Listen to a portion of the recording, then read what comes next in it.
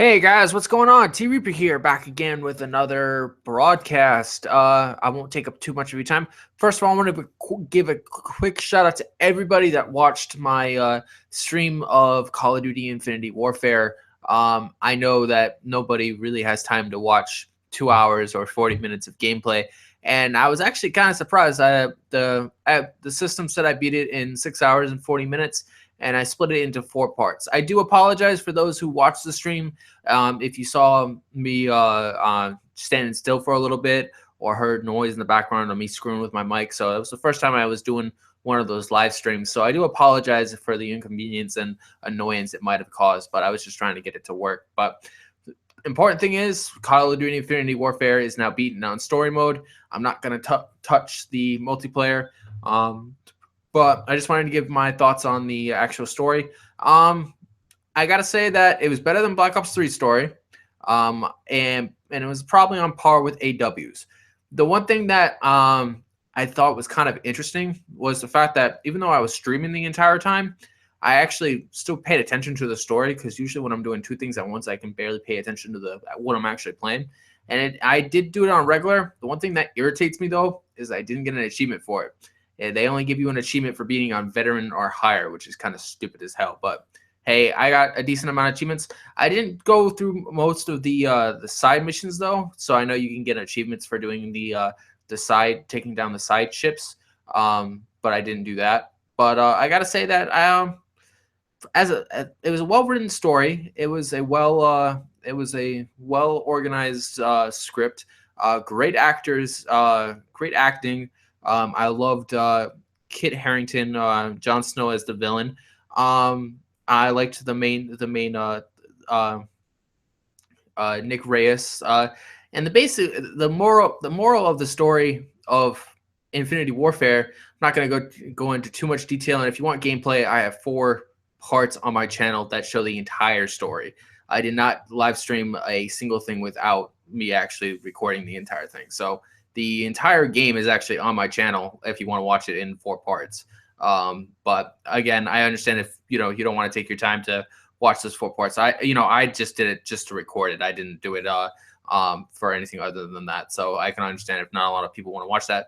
But Nick Reyes starts at a low rank. He comes aboard a ship, finds himself on taking over as the captain, and then the moral of the story is to basically get your ship, your crew, the Marines, and basically win back the revolution, basically.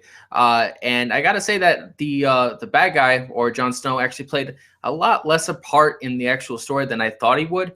But then again, I didn't do more than what was needed to actually finish it. But he actually dies, or you see the end of Kit Harington, like a full mission before the game is actually even concluded. But yeah, I thought it was an okay game. But then again, would I say this game is worth it? If I was just buying it for story, probably not. The only reason I bought it was for COD 4, which is what I'm going to be doing next. COD 4 looks amazing, by the way. I actually played a multiplayer match of it. Reminded me of when I was a kid and back in early 2000s. I'm like, wow, this game used to be the shit of Call of Duty, and like playing one match of it, was actually still pretty cool. But as far as IW goes, the graphics look kind of the same as the beta, but the cutscenes look amazing. Like they look absolutely beautiful.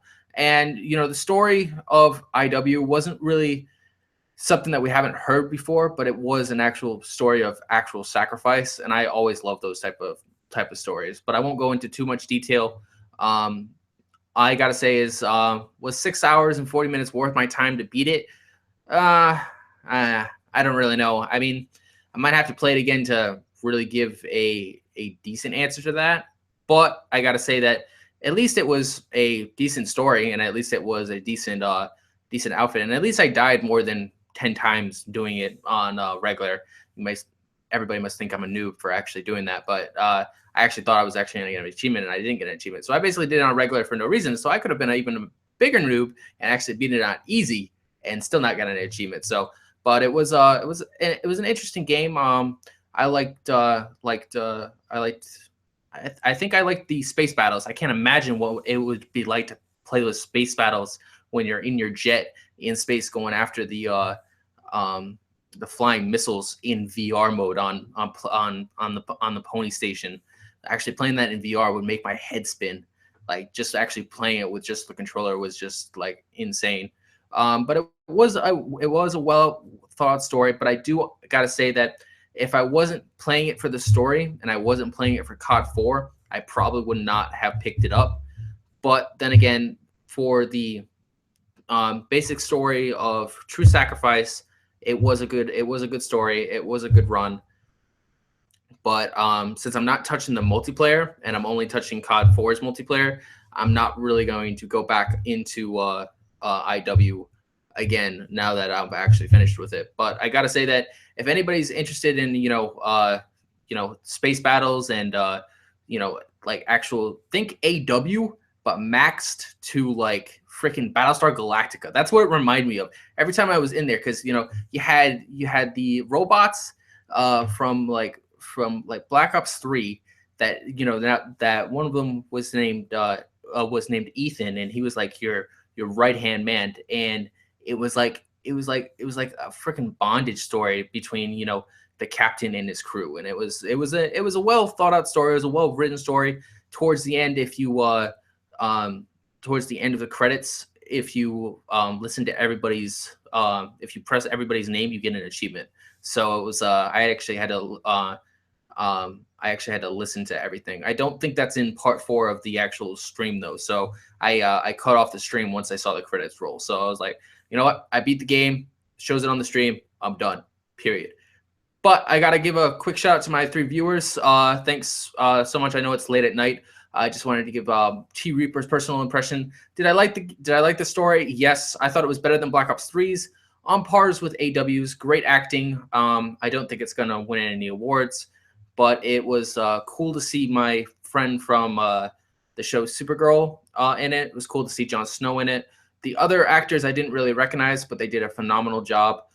And it was like Battlestar Galactica. Like that's the only thing I can really compare it to, was like the Stargate SG-1 like ship battles. Like half the time you're in space in your jet, and then half the time you're on the ground with the kits and whatnot. So in the formula in the story was probably better. I would prefer using that combat formula for the new Call of Duty in story mode than I would actually in multiplayer. That's actually the only that's the comparison that I would give it, would be the only thing.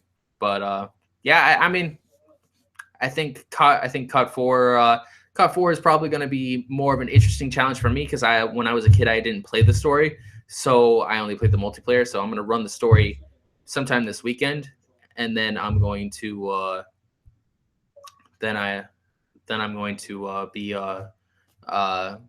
just be on the multiplayer most of the time, and then Titanfall 2 is the only thing. And then I have 2 weeks until Watch Dogs 2 comes out, and then I got Final Fantasy 15 at the end of the month, and then I got Dead Rising 4, and then I am done. T Reaper is done with games for this season of gaming, and then the season kicks back up in the spring.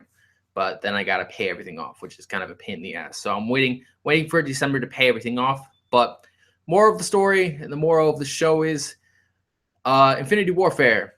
Good if you want to go through a 6-hour campaign that has a decent amount of achievements and has a true story of the captain's relationship and bondage with his crew, and shows the true meaning of sacrifice at the end.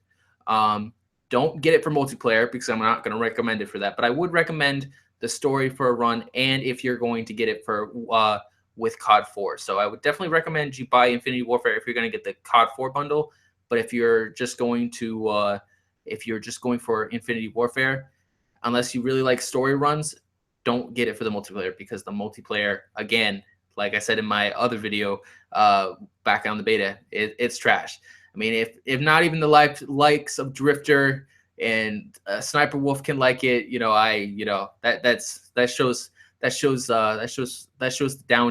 shows the that shows the suckage of Call of Duty. But we'll find out what happens when I finish COD 4. Let me know in the comment section if you guys liked the streams that I did. I can do more of those as the fall progresses. It was kind of a annoying thing to do because I didn't actually know if my comments on my mic was going through my Elgato, so I didn't actually know if people on the stream could actually hear me. So that was kind of an interesting concept. But yeah, so more of the story. If you like Call of Duty stories and you like true sacrifice stories, get Infinity Warfare for the story. Don't get it for multiplayer because it's trash. But if you're a big Call of Duty 4 fan, get it for that because I would recommend it. And playing it for my first multiplayer match reminded me of it when I was a kid. So get it for the Call of Duty 4 bundle if you're going to get it at all, or if you love True Sacrifice because the ending was dope. This is T Reaper. Thanks so much for watching, and I will catch you later in the week. Later.